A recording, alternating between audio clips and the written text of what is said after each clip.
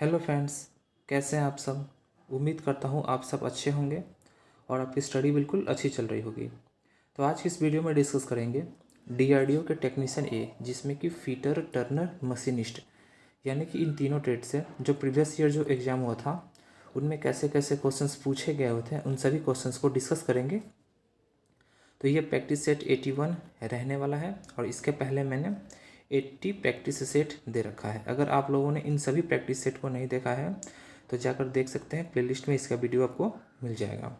और मैंने खजाने वाला वीडियो भी दे रखा है जहाँ से 5 से 6 नंबर पक्के आपके आएंगे ही आएंगे। अगर आप लोगों ने इस वाले वीडियो को भी नहीं देखा है तो जाकर देख सकते हैं, प्लेलिस्ट में इसका भी वीडियो आपको मिल जाएगा या फिर इसी वीडियो के नीचे डिस्क्रिप्शन में मिल जाएगा इसका लिंक। और फ्रेंड्स, अगर आपको फ्री पीडीएफ चाहिए तो आप हमारे टेलीग्राम को ज्वाइन कर सकते हैं। टेलीग्राम का लिंक इसी वीडियो के नीचे डिस्क्रिप्शन में मिल जाएगा, वहाँ से जाकर ज्वाइन कर सकते हैं। वहाँ पे आपको फ्री पीडीएफ मिल जाएगा। तो फ्रेंड्स, अगर आपकी तैयारी पक्की होगी तो आपकी सिलेक्शन भी पक्की होगी। तो आइए अब स्टार्ट करते हैं। तो क्वेश्चन नंबर फर्स्ट है, निम्नलिखित में से किस में मल्टी स्टार्ट थ्रेड है। तो इसका राइट आंसर हो जाएगा ऑप्शन सी, यानी कि फ्लाई प्रेस। यानी कि फ्लाई जो प्रेस है इसमें मल्टी स्टार्ट थ्रेड है। और ये जो प्रश्न है 2020 में पूछा गया हुआ प्रश्न है। अब जो इम्पोर्टेंट जो पॉइंट है उन सभी को डिस्कस कर लेते हैं। जैसे fly press multi start thread से बना होता है, अतः इसकी जो लीड जो होती है वो ज़्यादा होती है। तो लीड बराबर क्या होता है, तो लीड बराबर होता है स्टार्ट, जो स्टार्ट है उसकी संख्या इंटू पिच होता है। अगला क्वेश्चन है क्वेश्चन नंबर सेकंड, नकल थ्रेड का प्रयोग किया जाता है। तो इसका राइट आंसर हो जाएगा ऑप्शन सी, यानी कि रेलवे कपलिंग के लिए किया जाता है जो नकल जो थ्रेड होता है इसका प्रयोग। और ये जो प्रश्न है 2015 में पूछा गया हुआ प्रश्न है। अब जो इम्पोर्टेंट जो पॉइंट है उन सभी को डिस्कस कर लेते हैं। यहाँ से बहुत सारे प्रश्न आपके एग्जाम में बनते हैं। जैसे नकल थ्रेड के रूट और क्रेस्ट अर्धगोलाकार होता है, इसका प्रयोग अधिकतर रफ कार्यों के लिए किया जाता है, जैसे रेलवे कपलिंग और शीशे की बोतलों के सिरों पर किया जाता है। नकल थ्रेड की जो गहराई जो होती है, यानी कि जो डेप्थ जो होता है वो कितना होता है, तो 0.5 पिच होता है। और नकल थ्रेड का जो त्रिज्या जो होता है, यानी कि जो रेडियस होता है वो कितना होता है, तो 0.25 पिच होता है। आई होप यहाँ तक आपको समझ में आ गया होगा। अगला क्वेश्चन डिस्कस कर लेते हैं। तो अगला क्वेश्चन है question number third, hexa frame blade को कौन से नट से कसा जाता है। और ये बहुत ही ज़्यादा इम्पोर्टेंट प्रश्न है। तो इसका राइट आंसर हो जाएगा ऑप्शन ए, यानी कि विंग नट से कसा जाता है। और जो ये प्रश्न जो है ये 2016 में पूछा गया हुआ प्रश्न है। ये देख सकते हैं यहाँ पर विंग नट का फिगर दिया गया है। ये क्या है, तो विंग नट यही है। अब जो इम्पोर्टेंट जो पॉइंट है उन सभी को देख लेते हैं।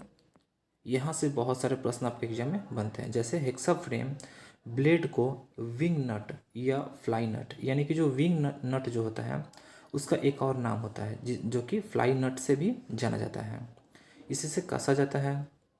यह नट हाथ से भी आसानी से खोले या कसे जाते हैं। इस नट पर दाब डालने के लिए उसमें दो विंग लगे होते हैं। आप देख सकते हैं एक यहाँ पर विंग लगा हुआ है और एक यहाँ पर, इसलिए इसे क्या कहते हैं, तो विंग नट भी कहते हैं। ये फ्रेम हो गया और इसके बीच में जो हेक्सा ब्लेड जो होता है वो लगा हुआ होता है, हेक्सा ब्लेड। और ये यहाँ पर क्या है, तो ये जो है यही विंग नट लगा हुआ है, आप देख सकते हैं। तो आई होप यहाँ तक आपको समझ में आ गया होगा। अगला क्वेश्चन डिस्कस कर लेते हैं। तो अगला क्वेश्चन है question number fourth, pitch diameter चूड़ी का प्रभावित व्यास होता है, इसकी गणना की जाती है। तो इसका राइट आंसर हो जाएगा ऑप्शन ए, यानी कि मेजर डाया माइनस सिंगल गहराई। और ये जो प्रश्न है वो 2015 में पूछा गया हुआ प्रश्न है। अब जो इम्पोर्टेंट जो पॉइंट है उन सभी को डिस्कस कर लेते हैं। जैसे जिस पर चूड़ियाँ कसी जाती है वही चूड़ी का प्रभावित व्यास, यानी कि पिच डायमीटर होता है। इसकी गणना जो है वो जैसे मेजर डाया माइनस सिंगल गहराई की जाती है। अगला क्वेश्चन है क्वेश्चन नंबर 5। डॉवेल पिन एक फास्टनर है, यानी कैसा फास्टनर है? तो इसका राइट आंसर हो जाएगा ऑप्शन बी, यानी कि अस्थाई फास्टनर है। और ये जो प्रश्न है वो 2016 में पूछा गया हुआ प्रश्न है। अब जो इम्पोर्टेंट जो पॉइंट है उन सभी को डिस्कस कर लेते हैं। जैसे डॉबल पिन को गाइड पिन भी कहते हैं। अगला इसका पॉइंट है, यह अधिकतम कटिंग डाइयों में प्रयोग की जाती है। यह अधिकतम कटिंग डाइयों में प्रयोग की जाती है। इसके द्वारा सीट को नियत स्थान के लिए गाइड किया जाता है। अगला क्वेश्चन है क्वेश्चन नंबर 6। नकल थ्रेड के क्रेस्ट व रूट अर्धगोलाई में होते हैं जिनका रेडियस होता है, यानी कि उनका रेडियस कितना होता है? तो इसका राइट आंसर हो जाएगा ऑप्शन डी, यानी कि 1/4 इंटू पिच होता है। यानी कि राइट आंसर जो है वो ऑप्शन डी हो जाएगा। और ये जो प्रश्न है 2001 में पूछा गया वो प्रश्न है। अब जो इम्पोर्टेंट पॉइंट है उन सभी को डिस्कस कर लेते हैं। जैसे नकल थ्रेड के क्रेस्ट व रूट अर्धगोलाई में होते हैं जिनका रेडियस 1/4 इंटू पिच या 0.25 पिच होता है। अगला क्वेश्चन है क्वेश्चन नंबर 7। मीट्रिक थ्रेड में थ्रेड कोण है? तो इसका राइट आंसर हो जाएगा ऑप्शन बी, यानी कि 60 डिग्री है। और ये जो प्रश्न है 2019 में पूछा गया वो प्रश्न है। अब जो इम्पोर्टेंट जो पॉइंट है उन सभी को डिस्कस कर लेते हैं। यहाँ से बहुत सारे प्रश्न आपके एग्जाम में बनते हैं। जैसे मीट्रिक थ्रेड में थ्रेड जो कोण है वो 60 डिग्री होता है। अगला इसका पॉइंट है, भारतीय मानक संस्थान यानी कि ISI यानी कि ISO ने चूड़ी की mm यानी कि मिलीमीटर श्रेणी को अपनाया है। इस चूड़ियों का जो कोण है वो 60 डिग्री होता है। इन्हें सामान्य बंधक कार्यों के लिए बनाया जाता है क्योंकि इनमें क्रेस्ट तथा रूट लगभग सामान्य होते हैं।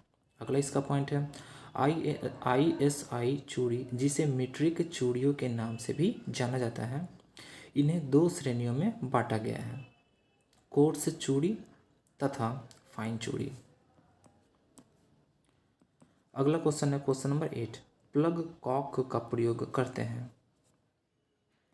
तो इसका राइट आंसर हो जाएगा ऑप्शन ए, यानी कि हाई प्रेशर के बहाव के लिए करते हैं। और ये जो प्रश्न है 2016 में पूछा गया हुआ प्रश्न है। अब जो इम्पोर्टेंट जो पॉइंट है उन सभी को डिस्कस कर लेते हैं। जैसे प्लग कॉक का प्रयोग हाई प्रेशर के बहाव के लिए करते हैं।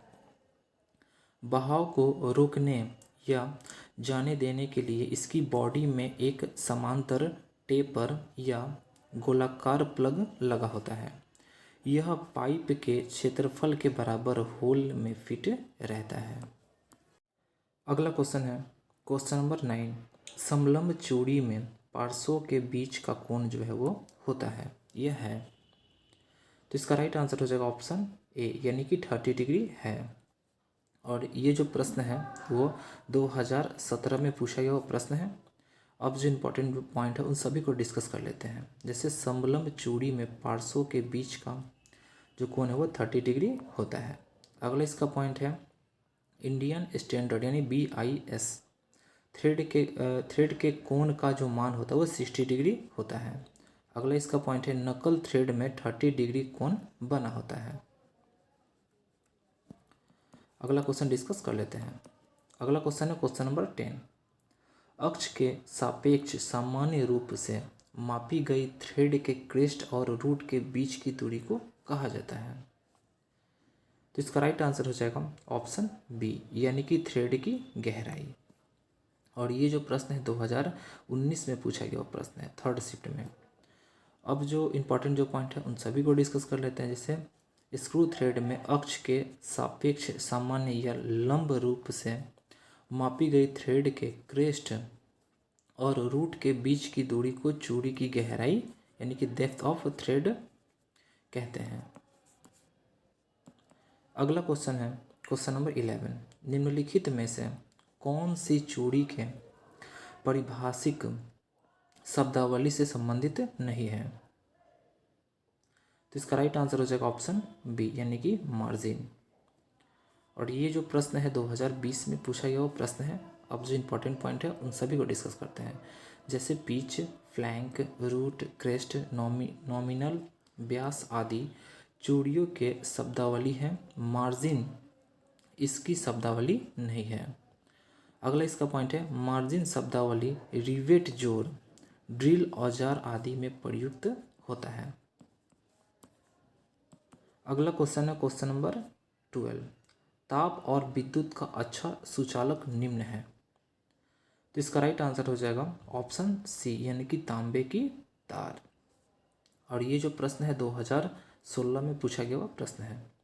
अब जो इम्पोर्टेंट जो पॉइंट है उन सभी को डिस्कस कर लेते हैं। जैसे ताप और विद्युत का अच्छा सुचालक तांबा और एल्युमिनियम होता है, इससे अधिक चांदी में सुचालकता गुण होता है। अगला क्वेश्चन है question number 13, chain drive belt drive की अपेक्षा अच्छा होता है क्योंकि। तो इसका राइट आंसर हो जाएगा ऑप्शन डी, यानी कि इनमें स्लिप नाम मात्र की नहीं होती। और ये जो प्रश्न है 2016 में पूछा गया वो प्रश्न है। अब जो इम्पोर्टेंट जो पॉइंट है उन सभी को डिस्कस कर लेते हैं। जैसे चेन ड्राइव बेल्ट ड्राइव की अपेक्षा अच्छा होता है क्योंकि इसमें यानी कि चेन ड्राइव में स्लिप यानी कि फिसलन नाम मात्र की नहीं होती। अगला इसका पॉइंट है यानी चेन चालन के लाभ यानी कि एडवांटेज ऑफ चेन ड्राइव। कौन कौन से इसका एडवांटेज है? जैसे एक है चेन ड्राइव झटके सहन कर सकता है, दूसरा है चेन ड्राइव सघन यानी कॉम्पैक्ट होते हैं। अगला क्वेश्चन है क्वेश्चन नंबर 14, रूपदा यानी कि डाई का प्रयोग करके M10x1.0 बाहरी थ्रेड बनाने के लिए ब्लैंक की माप है। तो इसका राइट आंसर हो जाएगा ऑप्शन बी, यानी कि 9.9 है। और ये जो प्रश्न है 2016 में पूछा गया वो प्रश्न है। अब जो इम्पोर्टेंट जो पॉइंट है उन सभी को डिस्कस कर लेते हैं। जैसे डाई का प्रयोग करके M10x1.0 की बाहरी थ्रेड बनाने के लिए ब्लैंक का जो माप है वो 9.9 है। अगला क्वेश्चन है क्वेश्चन नंबर 15, किसमें लीड पिच के दोगुने के बराबर होता है। तो इसका राइट आंसर हो जाएगा ऑप्शन सी, यानी कि डबल स्टार्ट थ्रेड में। अब देख लेते हैं ये कब पूछा गया प्रश्न है। तो 2020 में फर्स्ट शिफ्ट में पूछा गया प्रश्न है। अब जो इम्पोर्टेंट पॉइंट है उन सभी को डिस्कस कर लेते हैं, ये भी बहुत ही ज़्यादा इंपॉर्टेंट है। जैसे डबल स्टार्ट थ्रेड में लीड पिच के दोगुने के बराबर होता है। जैसे लीड बराबर क्या होता है, तो pitch into number of starts होता है। अगला क्वेश्चन है क्वेश्चन नंबर 16, बाहरी थ्रेड उत्पन्न करने के लिए प्रयोग में आने वाले बहुबिंदु कर्तन उपकरणों को क्या कहा जाता है।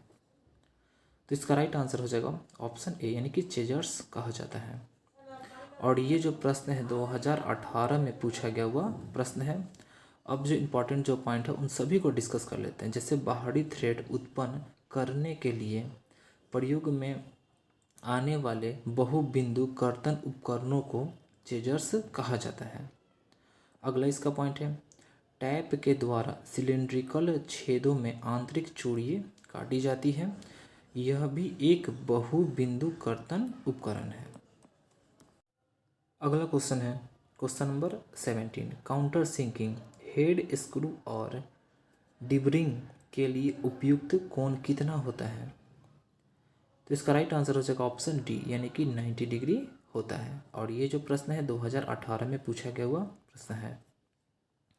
अब जो इम्पोर्टेंट पॉइंट है उसको भी डिस्कस कर लेते हैं। जैसे काउंटर सिंकिंग हेड स्क्रू और डिबरिंग के लिए 90 डिग्री का कोण उपयुक्त होता है।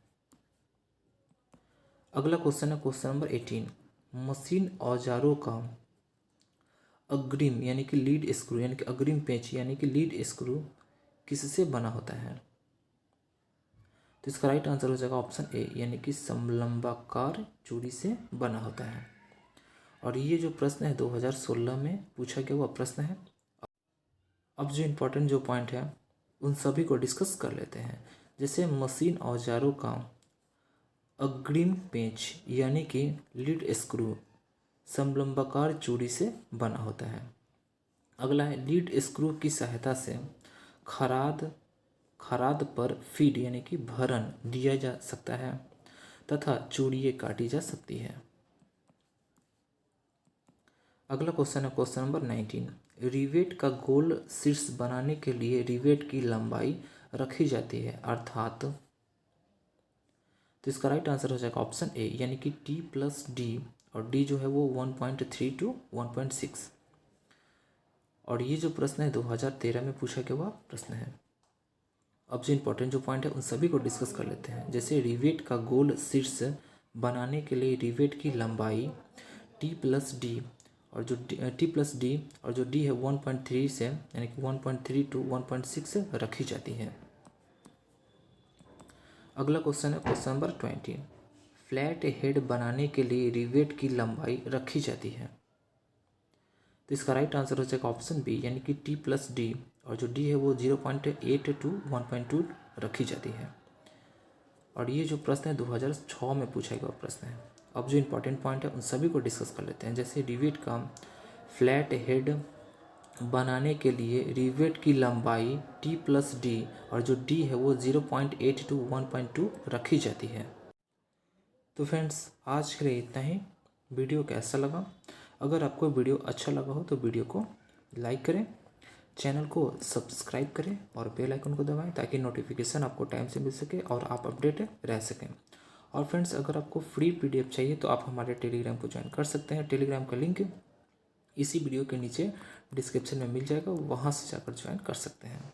और फ्रेंड्स अगर आप लोगों ने खजाने वाले वीडियो को नहीं देखा है तो जाकर देख सकते हैं। यहाँ से 5 से 6 नंबर तो पक्के आएंगे ही आएंगे, इसीलिए इस वाले वीडियो को बिल्कुल भी मिस ना करें। एग्ज़ाम से पहले एक बार देख कर ही जाएँ, ये सभी ट्रेडों के लिए है। Okay friends, thanks for watching.